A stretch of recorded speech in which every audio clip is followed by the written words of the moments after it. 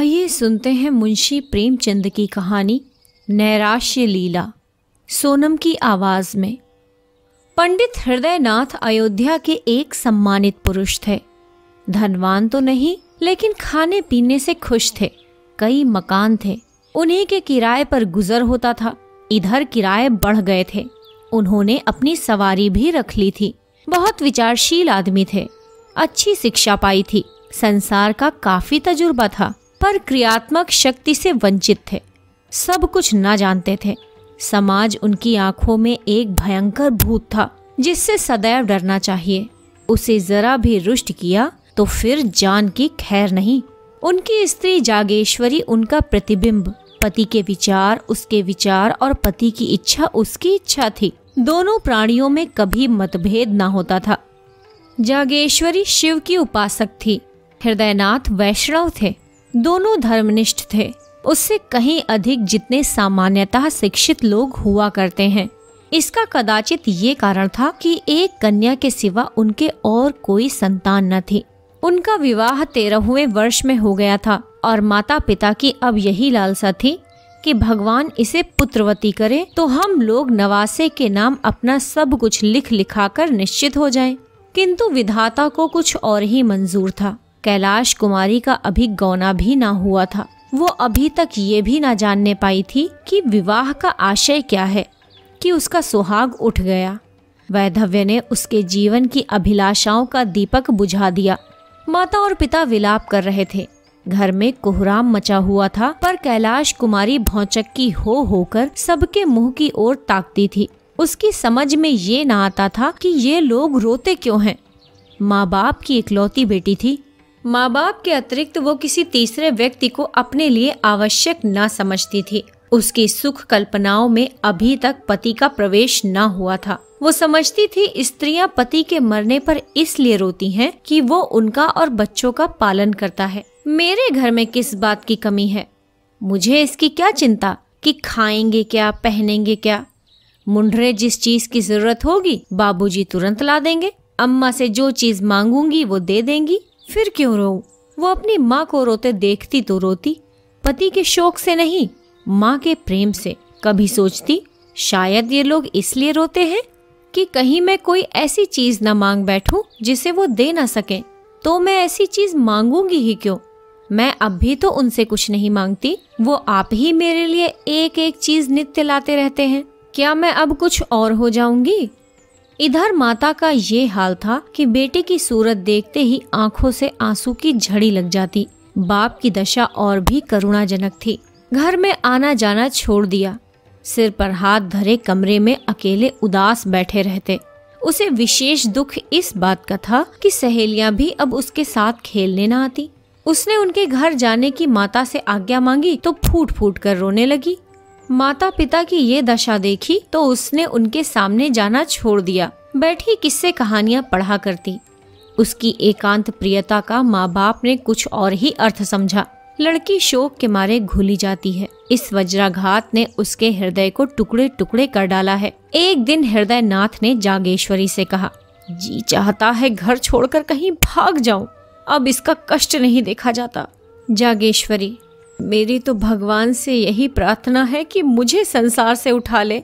कहाँ तक छाती पर पत्थर की सिल रखूं? हृदयनाथ, किसी भांति इसका मन बहलाना चाहिए जिसमें शोकमय विचार आने ही ना पाए। हम लोगों को दुखी और रोते देखकर उसका दुख और भी दारुण हो जाता है।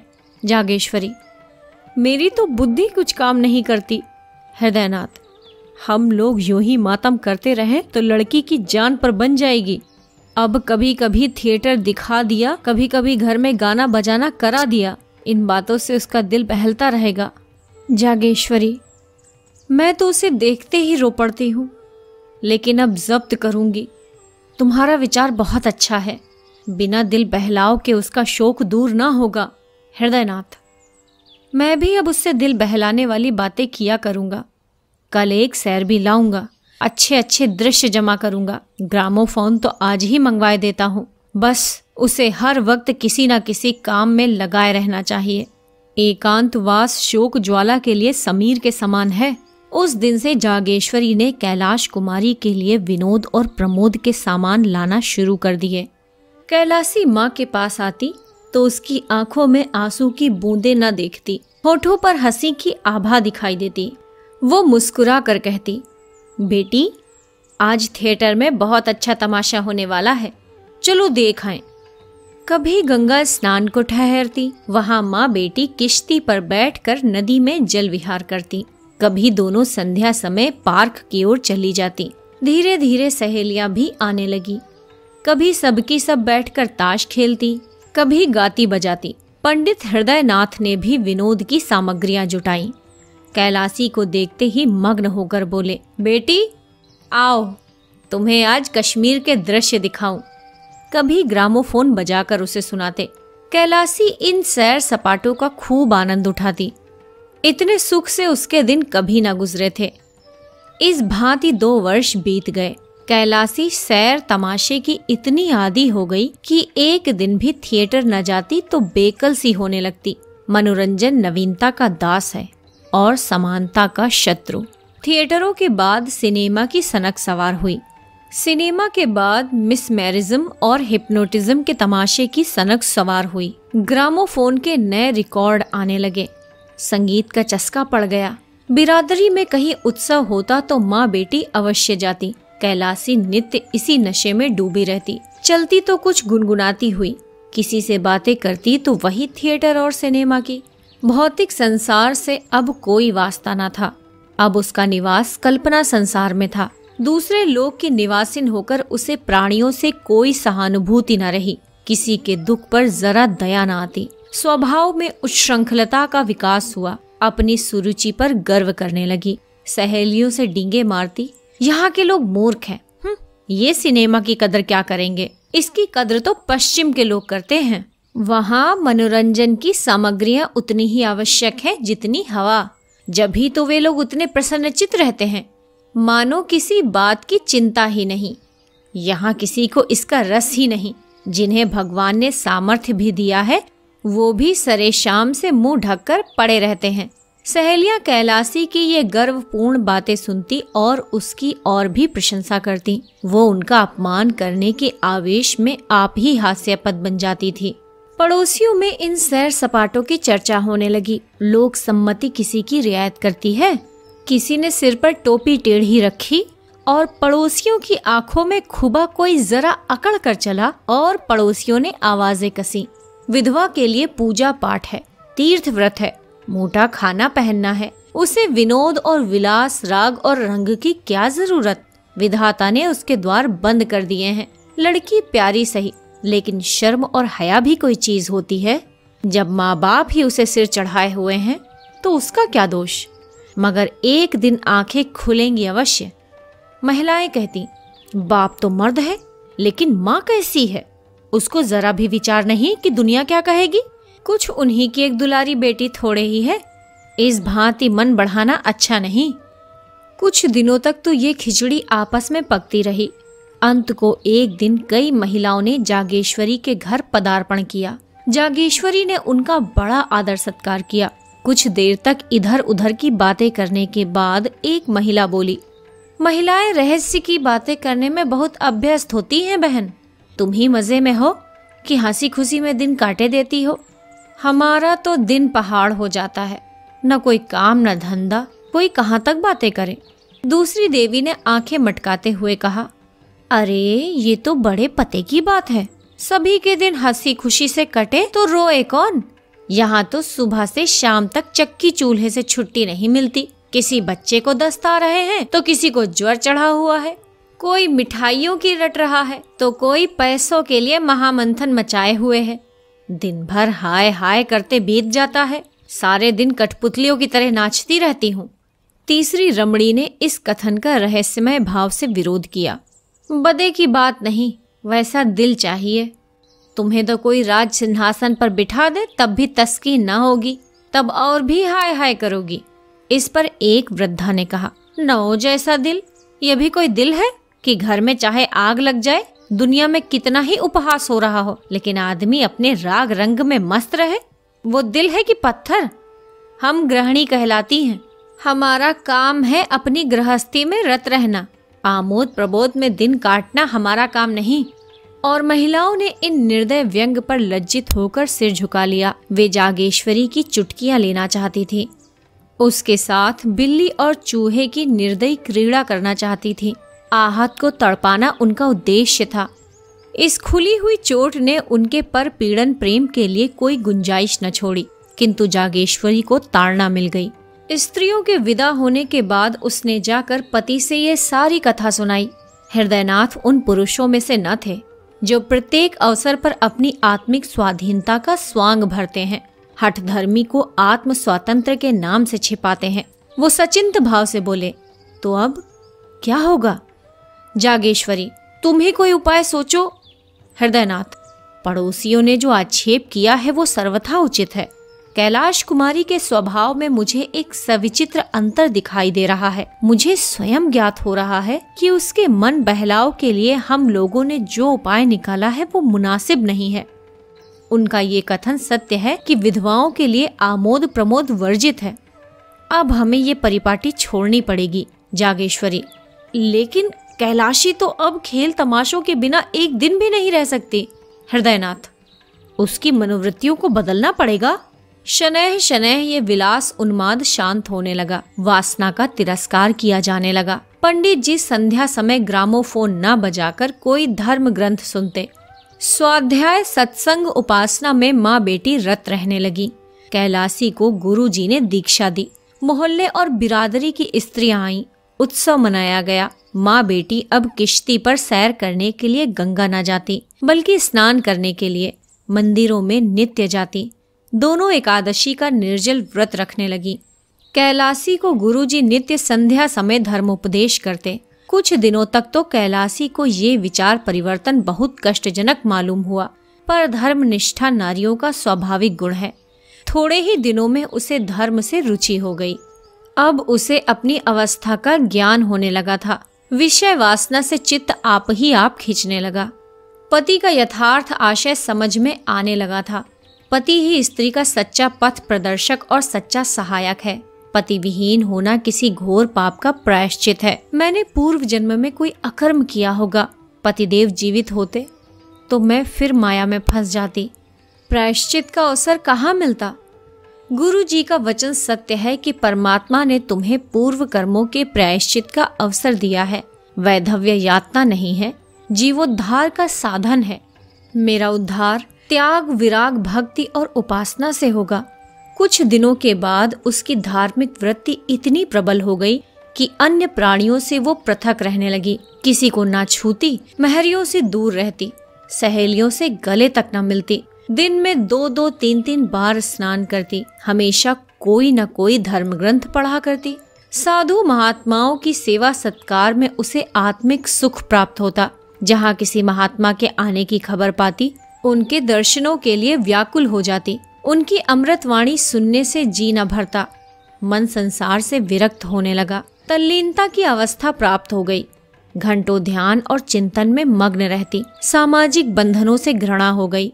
घंटों ध्यान और चिंतन में मग्न रहती। हृदय स्वाधीनता के लिए लालायित हो गया।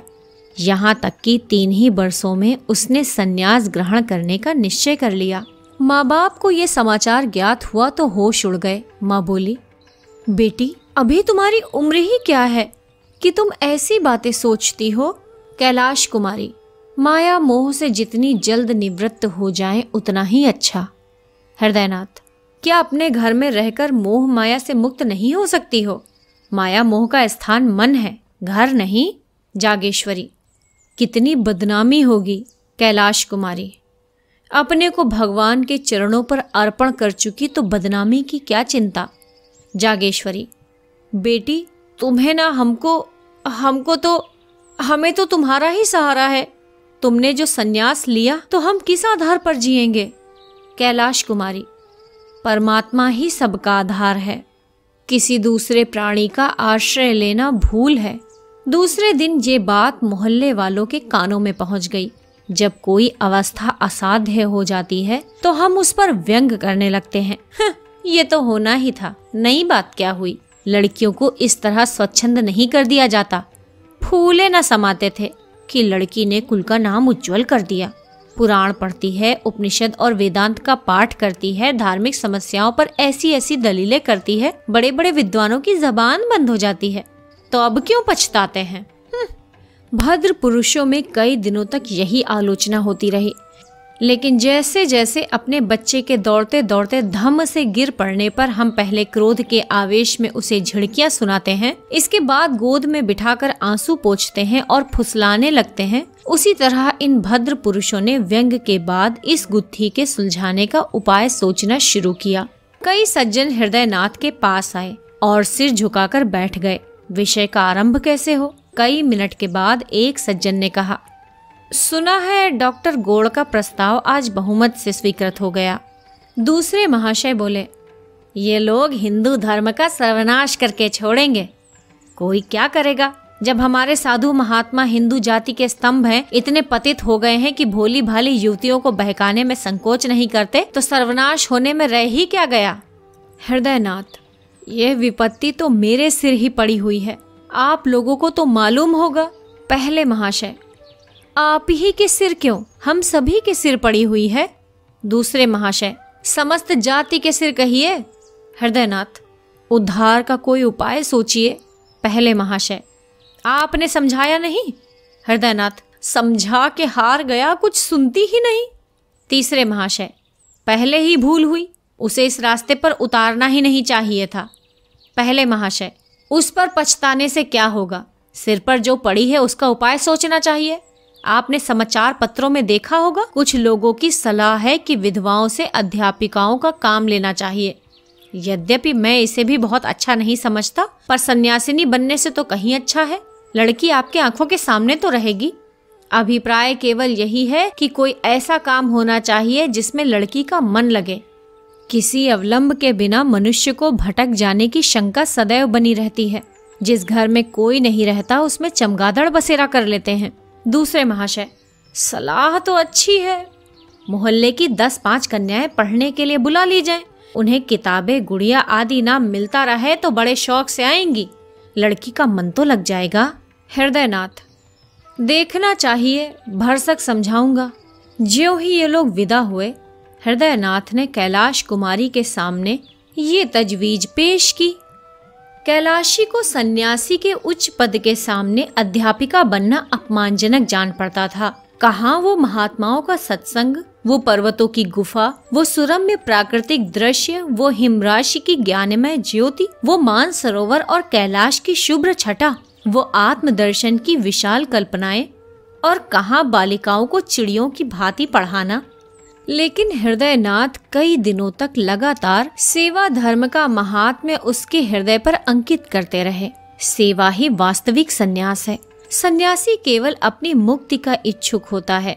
सेवा व्रतधारी अपने को परमार्थ की वेदी पर बलि दे देता है। इसका गौरव कहीं अधिक है। देखो, ऋषियों में दधीचि का जो यश है, हरिश्चंद्र की जो कीर्ति है, सेवा त्याग है आदि। उन्होंने इस कथन की उपनिषदों और वेद मंत्रों से पुष्टि की। यहाँ तक कि धीरे धीरे कैलाशी के विचारों में परिवर्तन होने लगा। पंडित जी ने मोहल्ले वालों की लड़कियों को एकत्र किया। पाठशाला का जन्म हो गया। नाना प्रकार के चित्र और खिलौने मंगाए। पंडित जी स्वयं कैलाश कुमारी के साथ लड़कियों को पढ़ाते। कन्याएं शौक से आती। उन्हें यहाँ की पढ़ाई खेल मालूम होती। थोड़े ही दिनों में पाठशाला की धूम हो गई। अन्य मोहल्लों की कन्याएं भी आने लगी। कैलाश कुमारी की सेवा प्रवृत्ति दिनों दिन तीव्र होने लगी। दिन भर लड़कियों के लिए रहती, कभी पढ़ाती, कभी उनके साथ खेलती, कभी सीना पिरोना सिखाती। पाठशाला ने परिवार का रूप धारण कर लिया। कोई लड़की बीमार हो जाती तो तुरंत उसके घर जाती, उसकी सेवा शुश्रूषा करती, गाकर या कहानियां सुनाकर उसका दिल बहलाती। पाठशाला को खुले हुए साल भर हुआ था। एक लड़की को, जिससे वो बहुत प्रेम करती थी, चेचक निकल आई। कैलाशी उसे देखने गई। माँ बाप ने बहुत मना किया पर उसने न माना। कहा तुरंत लौटाऊंगी। लड़की की हालत खराब थी। कहाँ तो रोते रोते तालू सूखता था, कहाँ कैलाशी को देखते ही सारे कष्ट भाग गए। कैलाशी 1 घंटे तक वहाँ रही। लड़की बराबर उससे बातें करती रही, लेकिन जब वो चलने को उठी तो लड़की ने रोना शुरू कर दिया। कैलाशी मजबूर होकर बैठ गई। थोड़ी देर बाद वो फिर उठी तो फिर लड़की की ये दशा हो गई। लड़की किसी तरह उसे छोड़ती ही न थी। सारा दिन गुजर गया, रात को भी लड़की ने जाने न दिया। हृदयनाथ उसे बुलाने को बार बार आदमी भेजते, पर वो लड़की को छोड़कर ना जा सकती। उसे ऐसी शंका होती थी कि मैं यहाँ से चली और लड़की हाथ से गई। उसकी माँ विमाता थी, इससे कैलाशी को उसके ममत्व पर विश्वास न होता था। इस प्रकार 3 दिनों तक वो वहाँ रही। 8 पहर बालिका के सिरहाने बैठी पंखा झलती रहती। बहुत थक जाती तो दीवार से पीठ टेक लेती। चौथे दिन लड़की की हालत कुछ संभली हुई मालूम हुई तो वो अपने घर आई, मगर अभी स्नान भी न करने पाई थी कि आदमी पहुंचा। जल्दी चलिए, लड़की रो रो कर जान दे रही है। हृदयनाथ ने कहा, कह दो अस्पताल से कोई नर्स बुला लें। कैलाश कुमारी, दादा आप व्यर्थ में झुंझलाते हैं। उस बेचारी की जान बच जाए, मैं 3 दिन नहीं 3 महीने उसकी सेवा करने को तैयार हूँ। आखिर ये देह किस काम आएगी? हृदयनाथ, तो कन्याएं कैसे पढ़ेंगी? कैलाशी, 2-1 दिन में वो अच्छी हो जाएगी। दाने मुरझाने लगे हैं, तब तक आप जरा इन लड़कियों की देखभाल करते रहिएगा।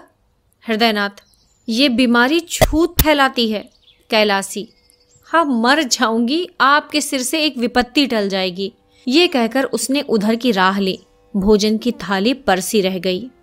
तब हृदयनाथ ने जागेश्वरी से कहा, जान पड़ता है बहुत जल्दी ये पाठशाला भी बंद करनी पड़ेगी। जागेश्वरी, बिना मांझी के नाव पार लगाना बहुत कठिन है। जिधर हवा पाती है उधर बह जाती है। हृदयनाथ, जो रास्ता निकालता हूँ वो कुछ दिनों के बाद किसी दलदल में फंसा देता है। अब फिर बदनामी के समान होते नजर आ रहे हैं। लोग कहेंगे लड़की दूसरों के घर जाती है, कई दिन पड़ी रहती है। क्या करूं? कह दूं लड़कियों को ना पढ़ाया करो। जागेश्वरी, इसके सिवा और क्या हो सकता है? कैलाश कुमारी 2 दिन बाद लौटी तो हृदयनाथ ने पाठशाला बंद कर देने की समस्या उसके सामने रखी। कैलाशी ने तीव्र स्वर से कहा, अगर आपको बदनामी का इतना भय है तो मुझे विष दे दीजिए। इसके सिवा बदनामी से बचने का और कोई उपाय नहीं है। हृदयनाथ, बेटी संसार में रहकर तो संसार किसी करनी पड़ेगी। कैलाशी, तो कुछ मालूम भी तो हो कि संसार मुझसे क्या चाहता है। मुझ में जीव है, चेतना है, जड़ क्यों कर बन जाऊं? मुझसे ये नहीं हो सकता कि अपने को अभागन दुखिया समझूं और एक टुकड़ा रोटी खाकर पड़ी रहूं। ऐसा क्यों करूं? संसार मुझे जो चाहे समझे, मैं अपने को अभागिनी नहीं समझती। मैं अपने आत्म सम्मान की रक्षा आप कर सकती हूँ। मैं इसे घोर अपमान समझती हूँ कि पग पग पर मुझ पर शंका की जाए। नित्य कोई चरवाहे की भांति मेरे पीछे लाठी लिए घूमता रहे कि किसी खेत में न जाने पाऊं। ये दशा मेरे लिए असह्य है। ये कहकर कैलाश कुमारी वहां से चली गई कि कहीं मुंह से अनर्गल शब्द न निकल पड़े। इधर कुछ दिनों से उसे अपनी बेकसी का यथार्थ ज्ञान होने लगा था। स्त्री पुरुष की कितनी अधीन है। मानो स्त्री को विधाता ने इसलिए बनाया है कि पुरुषों के अधीन रहे। ये सोचकर वो समाज के अत्याचार पर दांत पीसने लगती थी। पाठशाला तो दूसरे दिन बंद हो गई, किंतु उसी दिन कैलाश कुमारी को पुरुषों से जलन होने लगी। जिस सुख भोग से प्रारब्ध हमें वंचित कर देता है, उससे हमें द्वेष हो जाता है। गरीब आदमी इसलिए तो अमीरों से जलता है और धन की निंदा करता है। कैलाशी बार बार झुंझलाती कि स्त्री क्यों पुरुष पर इतनी अवलंबित है, पुरुष क्यों स्त्री के भाग्य का विधायक है, स्त्री क्यों नित्य पुरुषों का आश्रय चाहे, उनका मुंह ताके। इसलिए ना कि स्त्रियों में अभिमान नहीं है, आत्मसम्मान नहीं है। नारी हृदय के कोमल भाव उसे कुत्ते का दुम हिलाना मालूम होने लगे। प्रेम कैसा? ये सब ढोंग है। स्त्री पुरुष के अधीन है, उसकी खुशामद ना करे, सेवा ना करे तो उसका निर्वाह कैसे हो? एक दिन उसने अपने बाल गूथे और जूड़े में एक गुलाब का फूल लगा लिया। माँ ने देखा तो ओंठ से जीभ दबा ली। महरियों ने छाती पर हाथ रखे।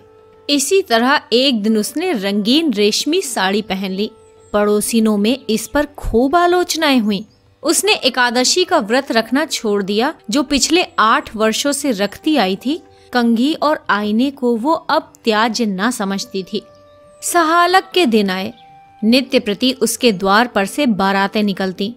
मोहल्ले की स्त्रियां अपनी अटारियों पर खड़ी होकर देखती। वर के रंग रूप आकार प्रकार पर टीकाएं होती। जागेश्वरी से भी बिना एक आंख देखे रहा न जाता। लेकिन कैलाश कुमारी कभी भूल कर भी इन जुलूसों को न देखती। कोई बारात या विवाह की बात चलाता तो वो मुंह फेर लेती। उसकी दृष्टि में वो विवाह नहीं, भोली भाली कन्याओं का शिकार था। बारातों को वो शिकारियों के कुत्ते समझती। ये विवाह नहीं, बलिदान है। तीज का व्रत आया, घरों की सफाई होने लगी। रमणियां इस व्रत की तैयारी करने लगी। जागेश्वरी ने भी व्रत का सामान किया, नई नई साड़ियां मंगवाई। कैलाश कुमारी के ससुराल से इस अवसर पर कपड़े, मिठाइयां और खिलौने आया करते थे। अब की भी आए। ये विवाहिता स्त्रियों का व्रत है। इसका फल है पति का कल्याण। विधवाएं भी इस व्रत का यथोचित रीति से पालन करती हैं। पति से उनका संबंध शारीरिक नहीं, आध्यात्मिक होता है। उसका इस जीवन के साथ अंत नहीं होता, अनंत काल तक जीवित रहता है। कैलाश कुमारी अब तक ये व्रत रखती आई थी। अब उसने निश्चय किया, मैं व्रत ना करूंगी। माँ ने तो माथा ठोंक लिया, बोली, बेटी ये व्रत रखना धर्म है।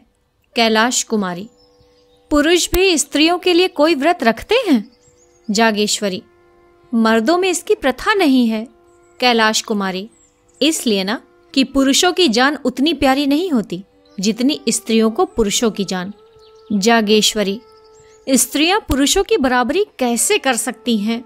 उनका तो धर्म है अपने पुरुष की सेवा करना। कैलाश कुमारी, मैं अपना धर्म नहीं समझती। मेरे लिए अपनी आत्मा की रक्षा के सिवा और कोई धर्म नहीं। जागेश्वरी, बेटी गजब हो जाएगा, दुनिया क्या कहेगी? कैलाश कुमारी, फिर वही दुनिया? अपनी आत्मा के सिवा मुझे किसी का भय नहीं। हृदयनाथ ने जागेश्वरी से ये बातें सुनी तो चिंता सागर में डूब गए। इन बातों का क्या आशय? क्या आत्म सम्मान का भाव जागृत हुआ है या नैराश्य की क्रूर क्रीड़ा?